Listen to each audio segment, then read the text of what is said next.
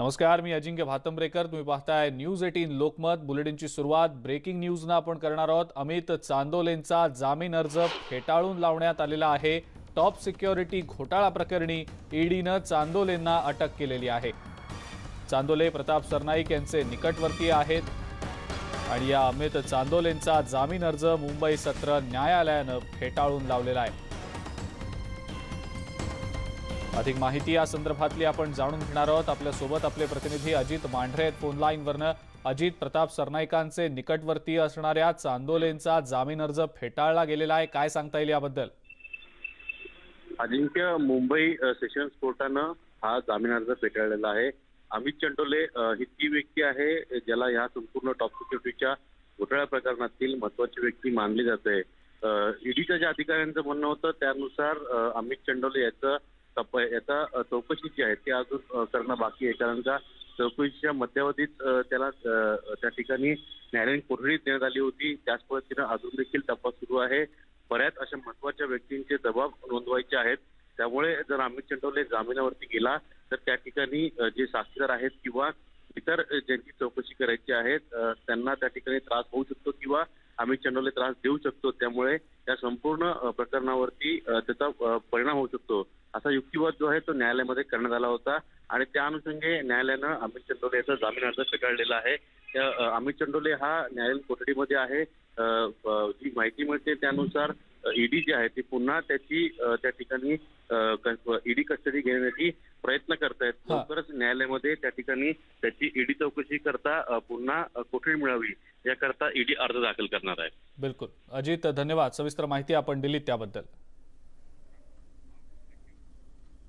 ज्या क्षणाची संपूर्ण देश वाट बघत होता तो क्षण अखेर आज आला होता आणि महाराष्ट्रासह देशभरात लसीकरणाला सुरुवात झालेली आहे. मुंबई, ठाणे, नाशिक, पुणे, औरंगाबाद, जालना, नागपूर, अमरावती आणि अकोल्यासह सर्व जिल्ह्यांमध्ये आरोग्य कर्मचाऱ्यांना लस दिली गेलेली आहे. आजच्या दिवसात प्रत्येक लसीकरण केंद्रावर 100 आरोग्य कर्मचाऱ्यांनाच लस देण्यात येते. गेल्या 10 महिन्यांपासून आपण सर्वच या कोरोना स्थितीशी लढतोय.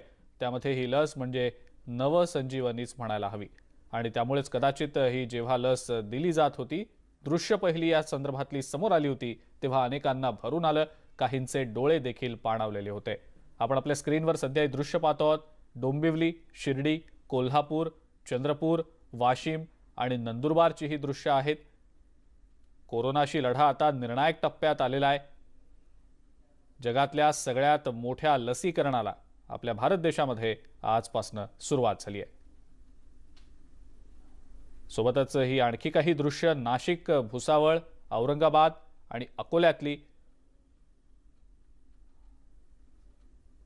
आरोग्य कर्मचाऱ्यांना या पहिल्या टप्प्यात लस दिली गेलेली आहे.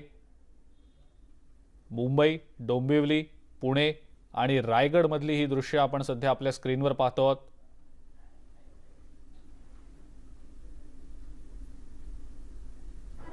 यानंतर आपण मुंबईतली खास करून ही दृश्य पाहतो आहोत. बीकेसी मुंबईतलं आपल्या स्क्रीनच्या डावीकडे वरच्या बाजूला दृश्य, त्यानंतर भायखळा मुंबईतलं जे हॉस्पिटलमधलं दृश्य, शताब्दी हॉस्पिटलमधलं दृश्य कांदिवलीतल्या, आणि त्यानंतर ठाण्याच्या एका हॉस्पिटलमधलं हे दृश्य. लसीकरण करतानाची ही दृश्य. मुंबईतली आरोग्य कर्मचाऱ्यांना ही लस दिली गेलेली आहे. सर्वांना लस मिळेपर्यंत काही दिवस, काही महिने लागणार आहेत. या लसीचा प्रभाव किती आहे, किती काळ राहणार आहे हे एक दिवस गेल्यानंतर कळणार आहे. लस तर आलेली आहे, पण सगळ्यात उत्तम लस ही आपल्या तोंडावर असलेली मास्क हीच आहे. मास्क काढलं हे सोडायचं नाही. म्हणजे मी तर म्हणेन लस घेतल्यानंतर सुद्धा, जर डॉक्टर साहेब चुकीचं बोलत आपण इथले इथे मला बरोबर करा, लस घेतल्यानंतर सुद्धा मास्क हा वापरावाच लागेल. कारण आतापर्यंत या संकटाचा जो आपण मुकाबला केलेला आहे त्या 3 सूत्रांनीच केलेला आहे. मास्क घाला, हात धुवा आणि अंतर ठेवा. ह्या 3 सूत्राचा जर का आपण आपल्याला विसर पडला तर मग मात्र पुन्हा हे संकट जसं काही देशांमध्ये दुप्पट तिप्पट वेगाने आलेलं आहे तसंच ते कुठेही येऊ शकतं.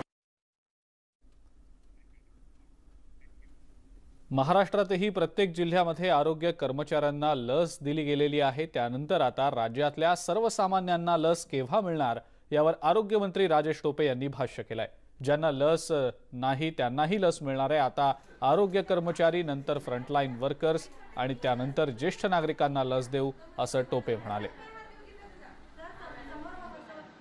आरोग्य मंत्री या नात्याने मी सुद्धा आपल्याला अपील करीन, महाराष्ट्रातल्या माझ्या सगळ्या आरोग्य कर्मचाऱ्यांना अपील करीन की मोठ्या संख्येने, अगदी 1% सुद्धा कमी होता कामा नये। जेवढे 8 लाख लोक त्या ठिकाणी नावं नोंदवलेले आहेत, सगळ्यांनी लसीकरण करावं आणि महाराष्ट्राच्या जनतेला एक संदेश द्यावा की हे सुरक्षित आहे आणि आपल्या देशासाठी आणि आपल्या राज्यासाठी सर्व समाज बांधवांसाठी सुद्धा हे अत्यंत आवश्यक आहे आणि ते घेतलंच पाहिजे। कुणालाही काहीही त्रास झाला नाही। कोरोनाच्या लसीकरणाचं आज अखेर पंतप्रधान नरेंद्र मोदींच्या हस्ते शुभारंभ झाला। यावेळेला पंतप्रधानांनी व्हिडिओ कॉन्फरन्सिंगद्वारे देशवासियांचं अभिनंदनही केलं। देशामध्ये आज सर्वात मोठी लसीकरणाची मोहीम सुरू होतीये आणि यासाठी मी देशातल्या जनतेचं अभिनंदन करतो असं यावेळेला मोदी म्हणाले। लसीबाबत देशातील जनतेनं अफवांवर विश्वास ठेवू नये असं आवाहन देखील त्यांनी केलेलं आहे।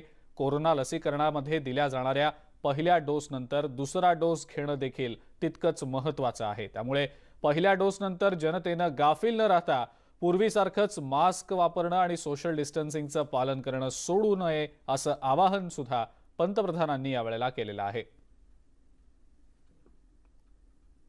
हमारे वैज्ञानिक, हमारे एक्सपर्ट्स जब दोनों मेड इन इंडिया वैक्सीन की सुरक्षा और प्रभाव को लेकर आश्वस्त हुए, तभी उन्होंने इसके इमरजेंसी उपयोग की अनुमति दी है।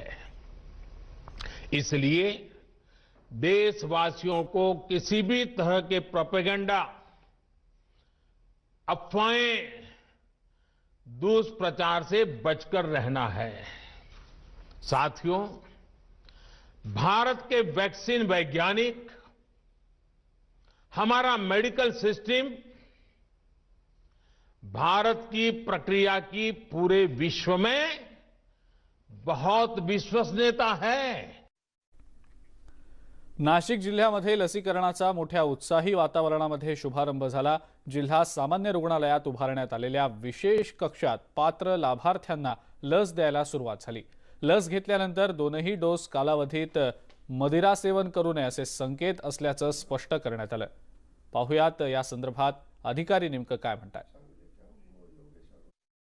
नाशिकला कोविशिल्डच्या लसीकरण मोहिमेचा शुभारंभ झालेला आहे। जिल्ह्यातील 13 केंद्रामध्ये 19,000 पेक्षा जास्त आरोग्य कर्मचारी अर्थात कोविड योद्ध्यांना लसीकरण दिलं जातं। आपल्याबरोबर सगळे आहेत। विभागीय आयुक्त राधाकृष्ण गमे आता आपल्याबरोबर आहेत। तुम्ही योजनेचा शुभारंभ केलाय, काय भावना आहे? नाही, अतिशय महत्त्वाचा टप्पा आपण आज पार पाडतोय की गेले 1 वर्षे आपण या कोरोनाशी लढतोय आणि आता लसीकरणाच्या माध्यमातून आपल्याला त्याच्यावरती मात करणं शक्य होणार आहे।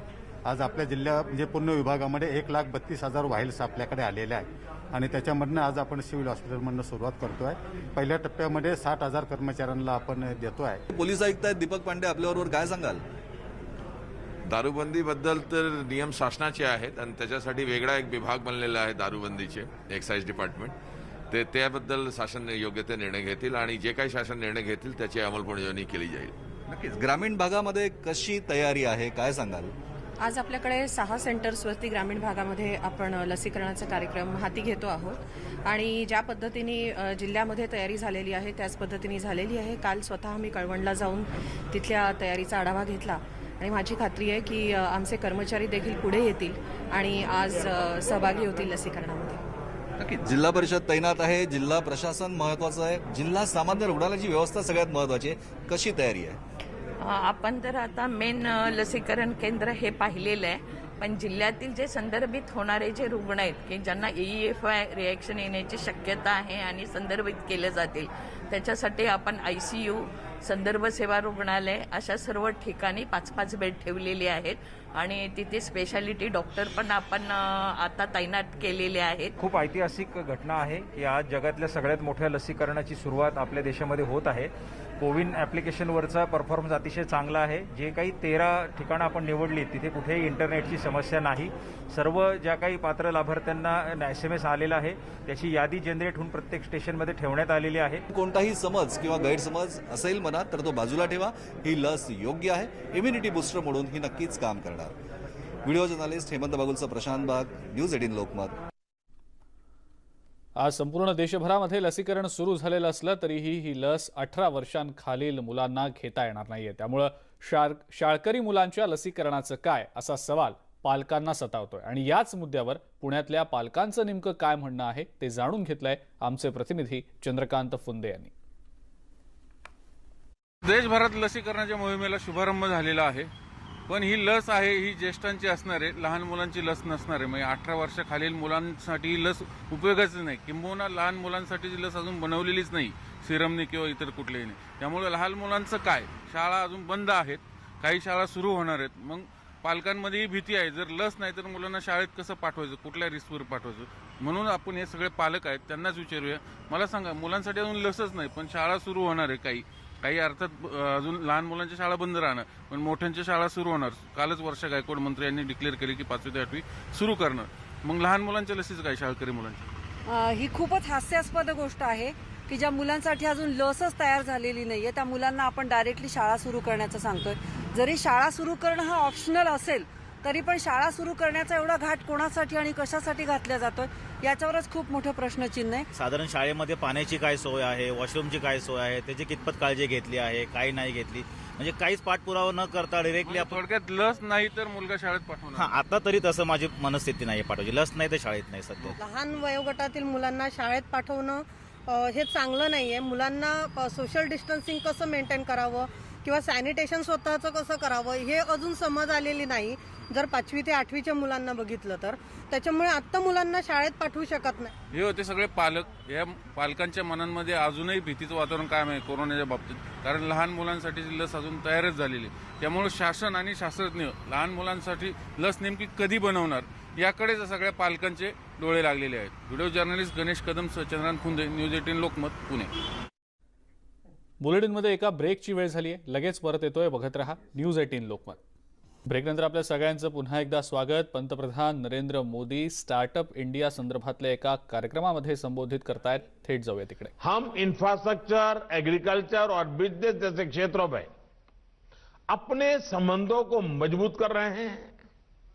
इससे हमारे स्टार्टअप के लिए नए अवसर पैदा हो रहे हैं और जितना हमारे स्टार्टअप मजबूत होंगे हमारे सभी सेक्टर्स में विकास उतनी ही रफ्तार पकड़ेगा.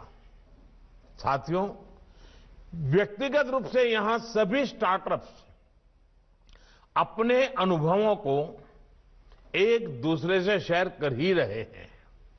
लेकिन बदलाव की इतनी बड़ी यात्रा में हर देश के भी अपने अनुभव होते हैं. भारत ने अपने 5 साल के अनुभवों को साझा करने के लिए इवोल्यूशन ऑफ स्टार्टअप इंडिया नाम से एक बुकलेट भी आज जारी की है.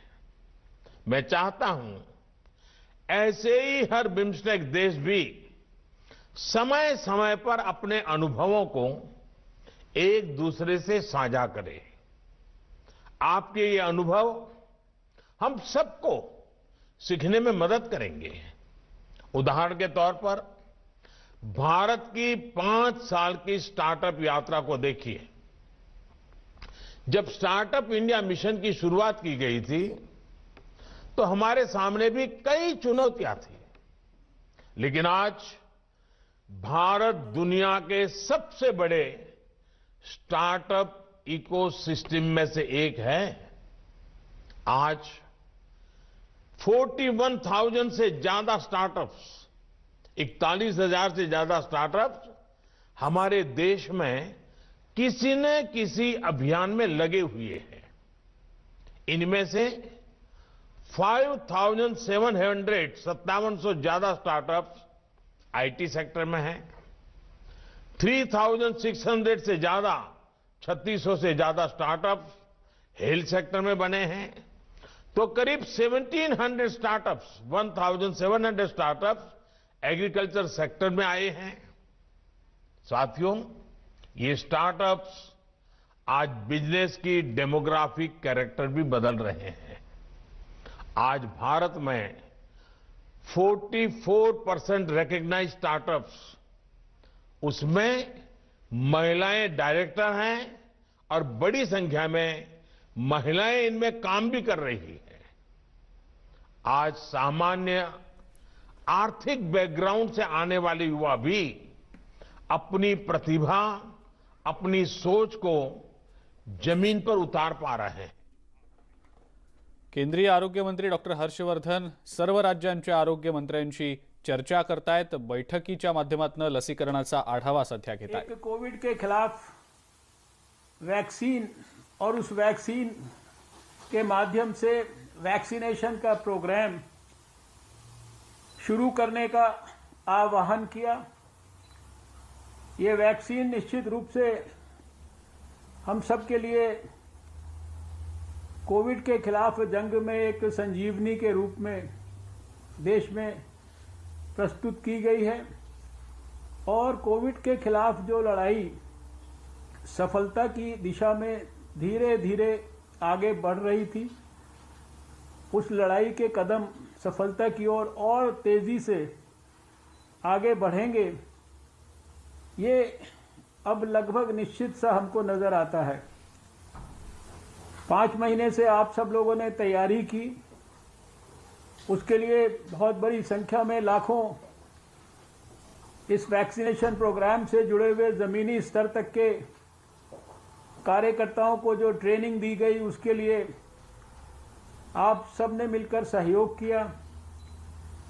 देश भर में वैक्सीनेशन के सेंटर्स को स्थापित किया और खाली वैक्सीनेशन के सेंटर्स को स्थापित ही नहीं किया, अपितु आज की एक्सरसाइज को सफलतापूर्वक हम कर पाएं, इसके लिए पिछले लगभग 20 दिनों में 3-4 बार अलग अलग किस्म के आपने ड्राई रन या उसको मॉक एक्सरसाइज कहें, वो सब भी सफलतापूर्वक किए।